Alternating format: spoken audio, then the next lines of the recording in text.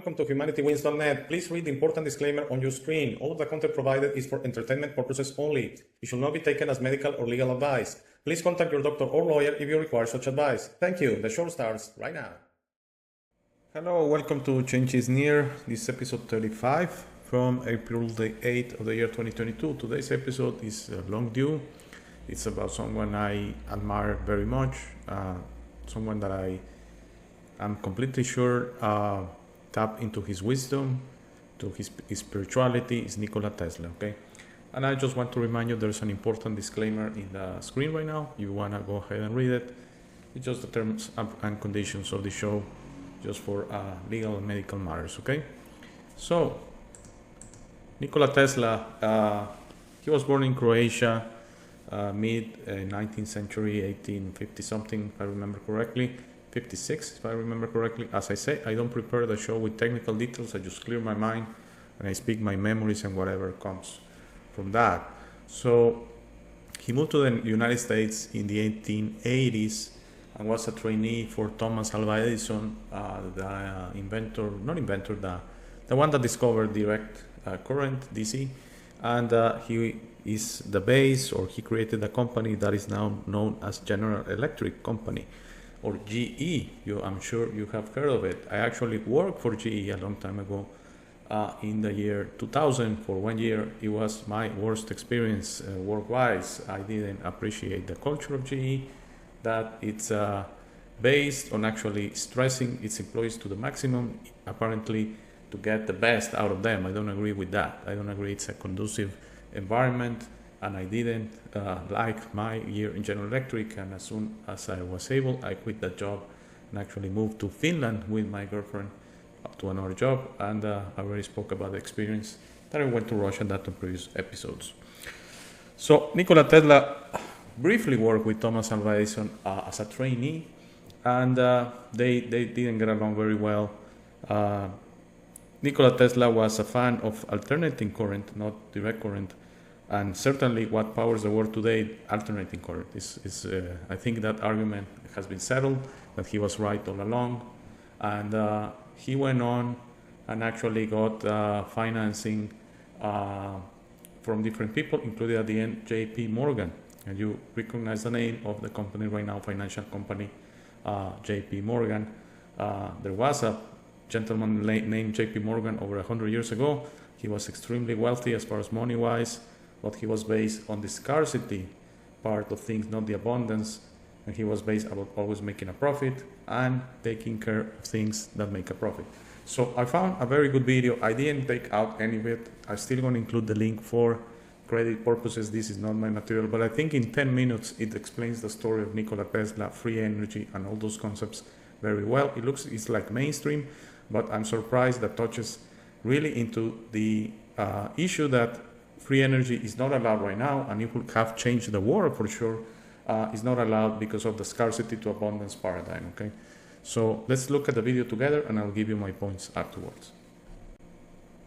Have you ever wondered what it would be like if you could power your entire home with one small piece of technology? What about if that piece of technology was the size of a smartphone and took up next to no space in your house, pulling energy from the quantum vacuum? You could say goodbye to the days of paying your utility bills. Nikola Tesla famously said that no free energy device will ever be allowed to reach the market. Further to this, when Tesla had a car with antenna placed on it and was running it around town as the batteries charged themselves, JP Morgan reported to have told Tesla, "If we can't put a meter on it, we don't want it."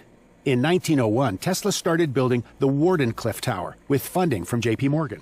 Tesla hoped he would be able to create a wireless system to take the world off the grid. When Marconi beat Tesla to wireless radio transmission across the Atlantic, Tesla changed his plans for the tower. When JP Morgan learned of Tesla's plans for free energy, he immediately cut funding to the project.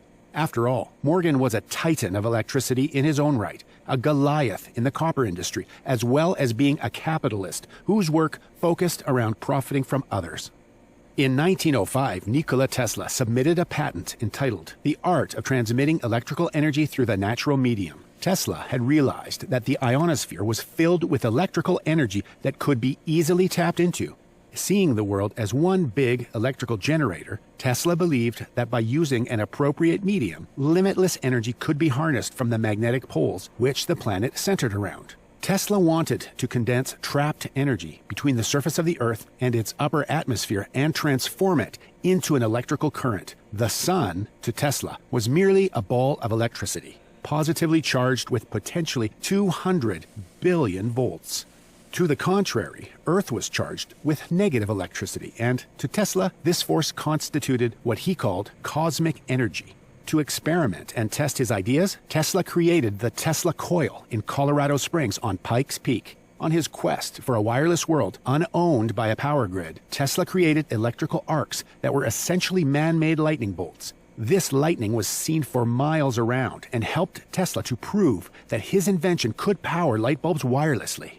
In 1931, Tesla claimed to have finally harnessed these cosmic rays in the Brooklyn Eagle, explaining that he had caused the rays to operate a motor device. He said, "More than 25 years ago, I began my efforts to harness cosmic rays, and I have succeeded. Electric power is everywhere, present in unlimited quantities. This new power for the driving of the world's machinery will be derived from the energy which operates in the universe without the need for coal, gas, oil, or any other fuel." So why, after so much time has passed, do we still use metered linear energy sources to power our daily lives? Our household and workplace machines and most personal devices we use all still run on grid-provided electricity, instead of this apparent free energy, which was meant to be so readily available. Utilizing this energy would finally stop the global reliance on fossil fuels and nuclear power. However, from a macroeconomic stability perspective, this is their worst nightmare. 99.999% of people on the planet would benefit from this, leaving less than 0.001% of the population out of pocket. This is because that small percentage are the ones at the top of the petrodollar system in the macroeconomic order, where everything runs on metered linear energy, even solar power and wind energy. If you start a conversation about the phenomena of new energy, more precisely free energy, you are entering an overly sensitive area of compartmented intelligence in the history of the United States. We have not needed fossil fuels for around the last 100 years. At this point in history, the rapidly advancing theories and quaternion equations put forward by the likes of Tesla, Maxwell, and Faraday were interrupted. This has resulted in the energy sector of today relying heavily upon us burning or heating a material or substance to create steam to generate electricity or run our cars. The last 100 years has witnessed considerable developments in physics. Principles and elements that were not understood or even contemplated 100 years ago are now well interpreted. Pioneering scientists such as Tesla and Faraday were curious to know where all of the excess power was coming from. Professor Paul Dirac called it a Dirac Sea, while Tesla referred to it as the ocean of infinite energy. Today, it is known as the zero-point energy field. If you create this kind of vector in a zero-point energy field and you simultaneously create a counter-rotating vortex, which resembles a Sufi light phenomenon, you get what is called lift. This in turn results in what is known in physics as electrogravitics, or in popular culture, anti-gravity. What happens when a UFO moves straight up at a speed of 10,000 miles per hour, moving against gravity?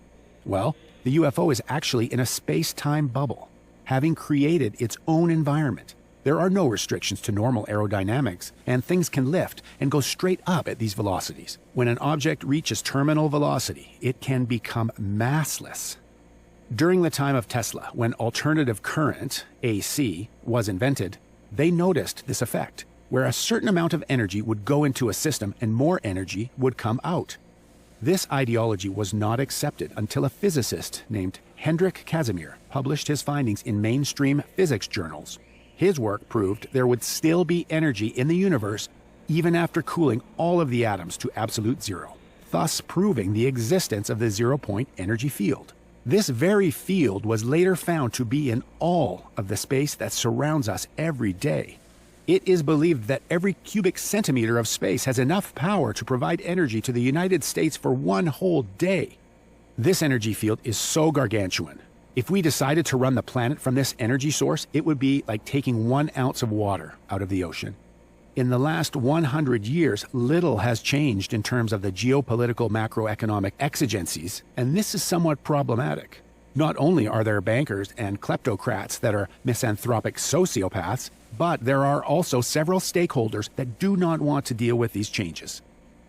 Even if you do not accept that in your paradigm, the inhumanity of keeping these sciences and technologies away from the public and the poverty that it engenders is beyond comprehension. For instance, electrifying the Indian subcontinent to provide everyone with all of the energy they need using the conventional energy systems of today would cost trillions of dollars. Every couple of years, there are around 1,000 new coal fire-burning power plants being opened in China, India, and elsewhere without scrubbers. In the Pacific Northwest of the United States, you have a huge amount of pollution that has drifted across from Asia due to the lack of scrubbers at the new plants. When you take a closer look at the cities, such as Beijing and Shanghai, the air is almost not breathable at all there. One of the main reasons Nikola Tesla was interested in free energy was because he learned that there was a warming of the planet caused by man-made sources of atmospheric pollutants. Tesla may have been the first person to consider in detail the effects of this phenomenon now commonly referred to as global warming or the greenhouse effect. It is not just the air that is becoming more polluted. If you look at the oceans, you have instances such as Fukushima reactor releasing radioactive material into the ocean, in addition to CO2. Ecosystems in the ocean are continuously beginning to die because of the acidity created by such pollutants, causing alkaline levels to be disrupted. All of these are macro geophysical effects currently ongoing while we try to maintain the current macroeconomic order in the world, and this is problematic. So why doesn't someone fix it? It is all rather perplexing and the question at the forefront of many minds. People question why Bill Gates doesn't tackle it or why the president doesn't try to do something about it. But why does it always have to be someone else? If you go to a billionaire, the likelihood is that they will tell you that they want to be first to be second. A common expression in business, especially around controversial sciences. Nobody wants to be the first to stick their neck out. So it becomes a leadership issue. Okay, so a lot of information there. First of all, I don't think Nikola Tesla was interested in free energy because of the emissions from oil or coal-based energy production. Yes, he was probably concerned about that, as we all are. I mean, this is not about climate change because that's an artificial point to this agenda. I mean, they are now tackling climate change to control you, to say that it's all your fault, it's all our fault, humanity's fault, that we wanted cars, we wanted airplanes, we wanted all of this that has destroyed the planet, so now we have to limit all that. So they're going to want to limit you, your liberties and all that to tackle climate change. I totally disagree with that notion.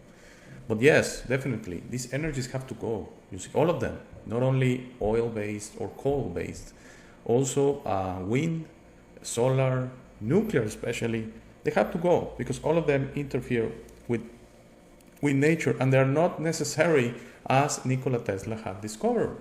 Because if in 1 cubic centimeter of space there's enough energy to power the United States for one day, Nikola Tesla had actually calculated that in 1 cubic meter, that means 100 centimeters by 100 centimeters by 100 centimeters, it's a space that is in front of you, it's not that large. Certainly in the room you're listening to this to, for sure there are more than 1 cubic meters of space. That was enough to power the world for 1 year. So again, this is the energy of the universe, the energy of the reverberation of love, the energy of the Father. He put all of this so we advanced species will use it. And the advanced species do use this type of energy.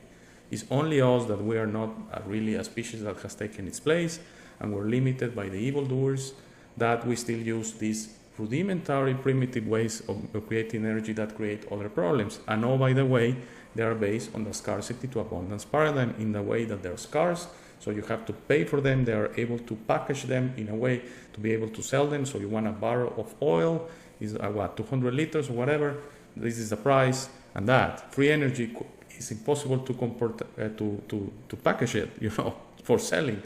And the whole concept is, if it's unlimited like air, it's free for all, and it will change the world.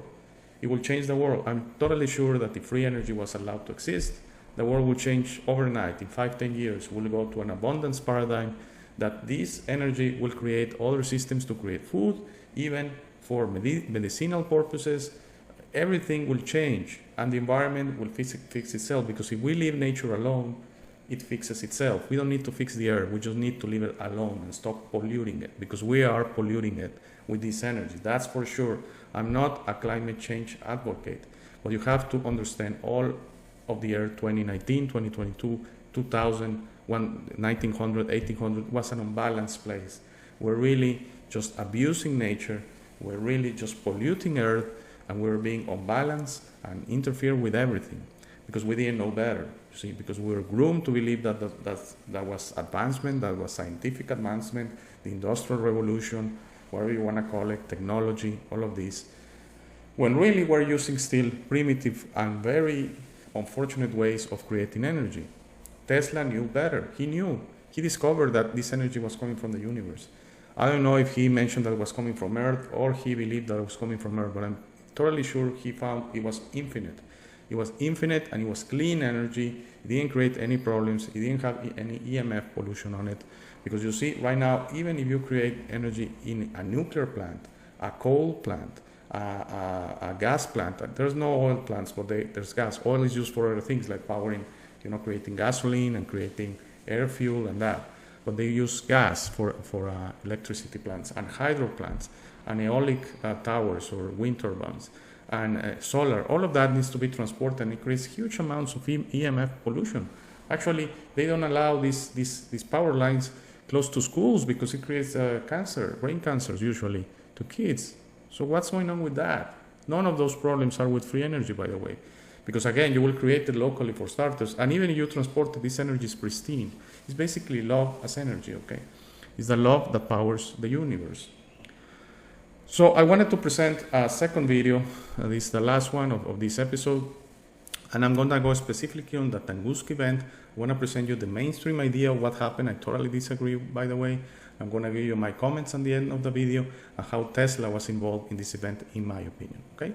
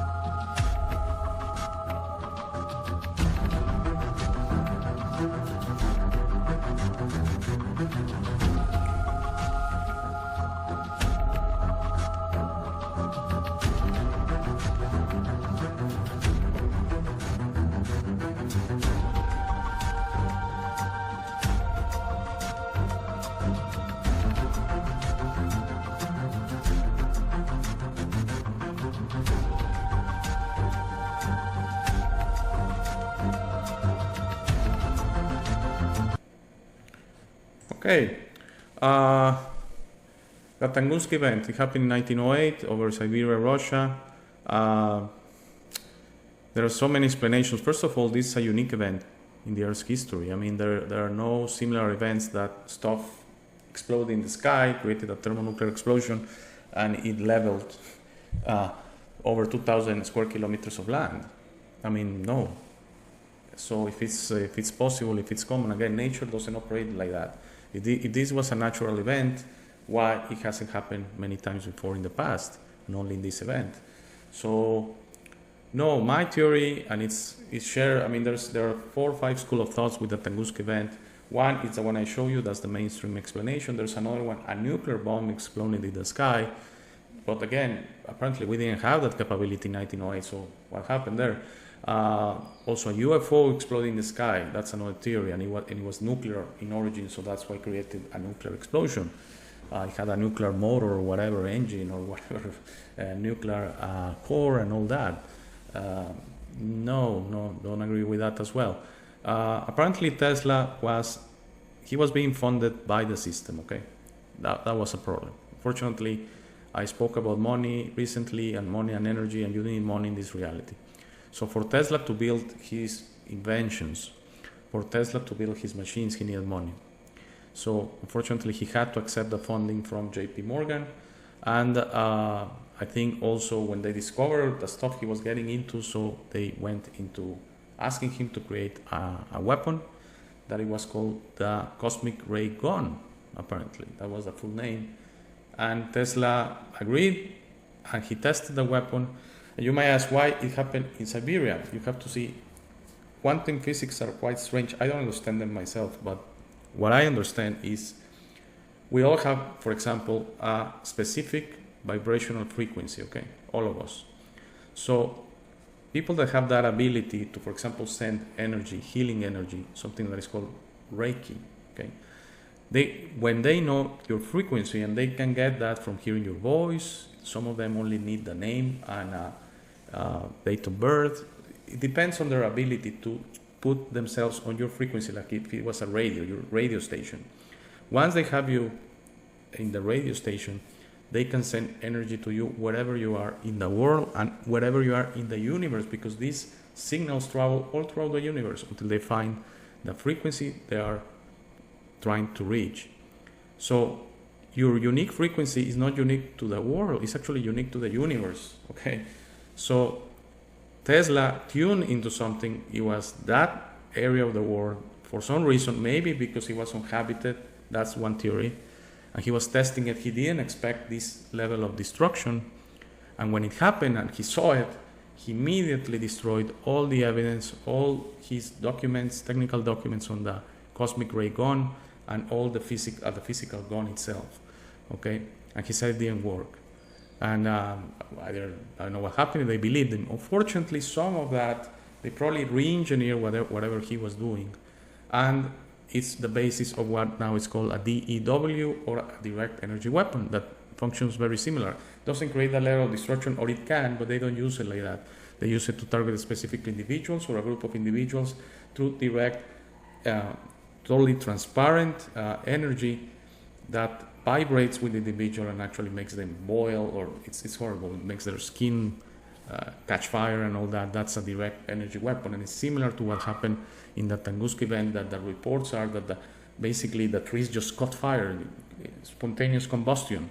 They say no, it came from the asteroid that exploded in the sky and created a thermonuclear explosion. No, that doesn't make a lot of sense. Again, it has only happened on that event, and usually asteroids, when they enter the atmosphere, they start to being eroded through the contact, the friction of going through the atmosphere, okay, which is a thick environment. And if there's something left, let's say it was a 10 meter, 20 meter asteroid, I don't know the technicalities on how much is going to be eroded through the atmosphere, but usually there's going to be something left. So when it hits the ground, yes, there is an explosion of the kinetic energy that the asteroid is carrying in that matter, in that mass. And when it hits the ground, yes, for sure there's an explosion and creates a crater, like an airplane going down, same thing.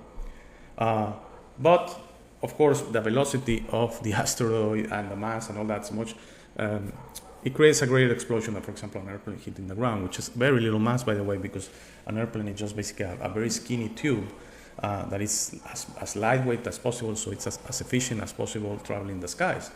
So it's based more on tenacity than anything. It's not necessarily based on a lot of mass. So in this case, they claim that the asteroid exploded midair, at 5 to 10 kilometers in the atmosphere. That doesn't make sense unless the asteroid had some sort of explosive device or explosive matter that, through the friction, detonated. Again, that doesn't make any sense. They don't explain that part, how the detonation occurred. But going through regular physics is part of the asteroid is eroded through the atmosphere and then hits the ground, creates a crater and creates an explosion. So, in my opinion, they are trying to cover up this was Tesla's work because they don't want the questions of why Tesla created this gun and who ordered that and who paid for that. Those are the difficult questions. So, 2 more points for this episode. 1, I haven't spoken about Tesla's capability to realize things on his mind that were coming through wisdom, because it's something called telekinesis vision.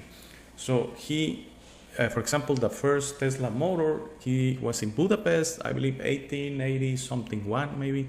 He was in Budapest and he says this suddenly came to him. And he imagined it in his mind. He was not able to see it through his eyes. It was not an apparent vision, but it was something that he closed his eyes and was there. And he saw the logics of the Tesla basic motor, which is, a differential motor with 2 coils that are basically with some degree of difference that creates the whole purpose of it moving around without creating any sparks and all that. Again, I don't prepare for the episode with technicalities. Some people can make a much better explanation on that, but it's the basics. That is basically 2 coils moving close together that create the propulsion, and through magnets and all that. But that came to his mind, and he wrote it in sand. I remember. That's the story I heard, that he didn't want to forget, so the vision came, and he wrote it in the sand there in Budapest.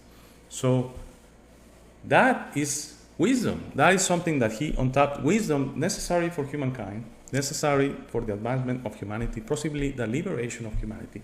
And unfortunately, that was suppressed, okay? That and the whole concept of free energy was suppressed. He wanted to have this, so basically everyone could have free energy. And he knew that would make everything, the hierarchies, the political system, the financial system collapse, and we'll have such a different world. He was not a businessman. He didn't care about that. Okay, he really wanted to help humanity with his inventions. I'm totally sure of that. But he's discredited, like a person that didn't know about economics. His inventions were not really economical to do, and right now he has a lost place in history. And for example, someone like Thomas Alva Edison, the creator of General Electric, he, for sure, you have heard of him through school and elementary school and junior high and all that. So it's really sad that we didn't get to see free energy from Nikola Tesla, and I'm sure eventually the world is gonna go into that, and that's the moment everything is gonna start collapsing. You see, this whole world 1.0 is gonna collapse, but it's gonna go all the way. I mean, if we go into free energy and abundant energy, everything else has to go. We're gonna have to know that we don't need hierarchies, we don't need worshipping, we don't need politicians, and we don't need all this. This just creates more noise. It doesn't really help us, and we're gonna understand that we need to become beacons of love and guidance, and basically get along and be in balance with each other without interfering, and we're going to become an advanced species, okay? That is not going to be based on competition among humans, who's better, who's smarter, who has more money. All of that's going to go. You're not going to be concerned about that magically. You're not going to even understand how you were even 10 or 20 years ago concerned about just making money, so you can have more things, or and bigger house, a faster car, more travel, more trips. I understand that. I said it. Energy right now, World 2022, it's an energy, an important one. It's like don't want to eat. Well, you're gonna die. You're gonna finish your experience. You don't wanna drink. You're gonna die. Actually, faster than not eating. They say you can go without drinking for 3-4 days and without eating for 40 days. But after that, you're gonna go. So money is the same thing. If you say I don't want any money, you're gonna disappear in this experience. I'm sorry, that's just the reality, okay?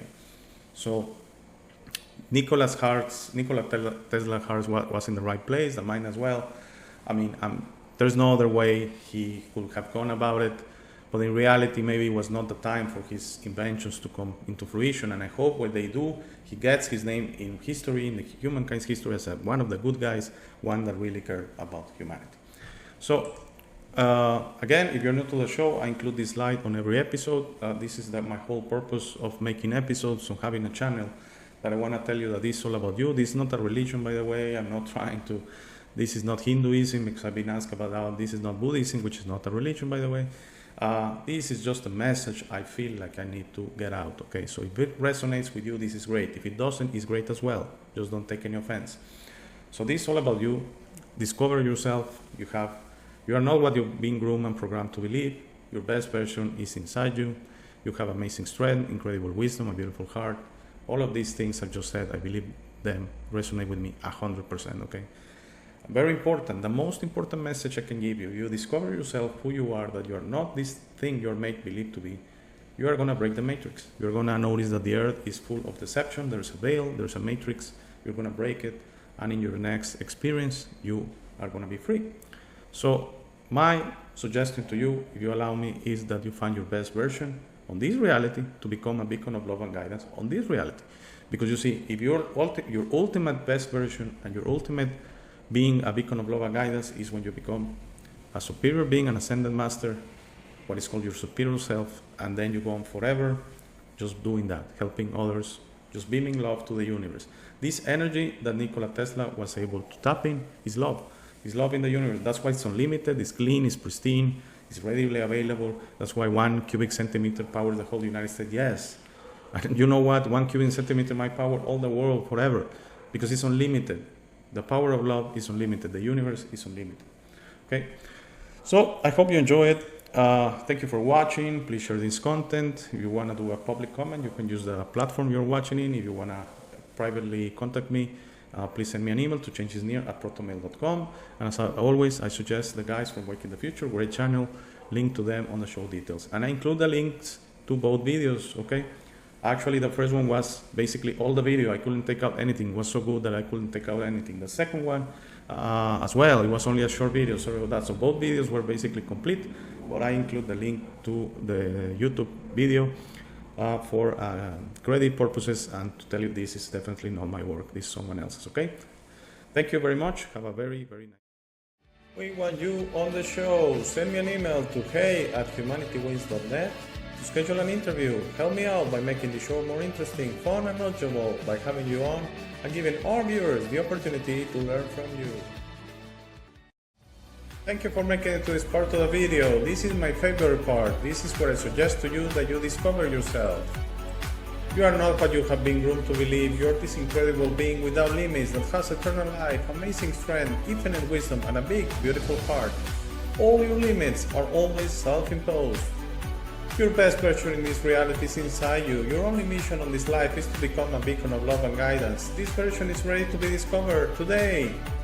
How do you discover yourself? The discovery process is a personal one. No one can do it for you. Dedicate 5 minutes a day to talk to yourself and the universe. Request to be connected and ask, who am I? Where do I come from?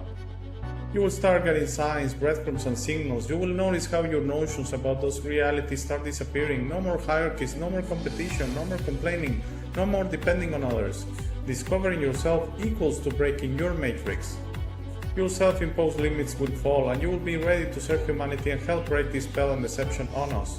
But you must be patient to allow others to wake up at their time through their own free will. That will be really soon, you will see, and that will start a new world.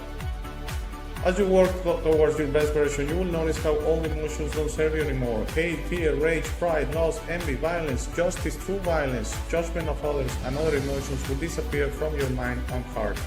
You will understand those emotions serve only the evildoers and are not you. Please try to be understanding of others that don't think or feel like you. Everyone has a process. No one is right or wrong. We're all just different.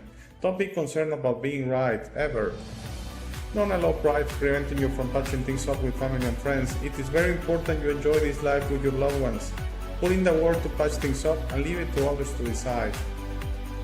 Please relax and enjoy life. When everyone breaks their own matrix, humanity through our community consciousness will break the final spell. The new world will start and everything will gradually fall. Governments, hierarchies, and the medical and financial system. We'll go from scarcity to abundance for all. Thank you very much for watching. Please share this episode. If you have any comments or suggestions, please use the comment section below. For private questions, conversations, and if you would like to appear on the show, please email me at hey@humanitywins.net. Please be sure to check out our friends from Waking the Future and their awaken-attire.com shop. They gave me my first opportunity to speak about this and I will be forever grateful. Link to their channel and shop on the show notes. Thank you again. Please don't forget to visit our website www.humanitywins.net. By giving me your time, you honor me. Have a very, very, very nice day.